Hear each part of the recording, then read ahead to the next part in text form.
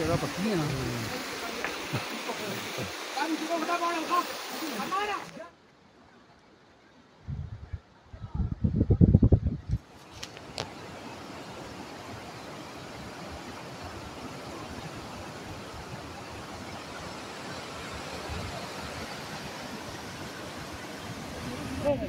सामान जो कम से कम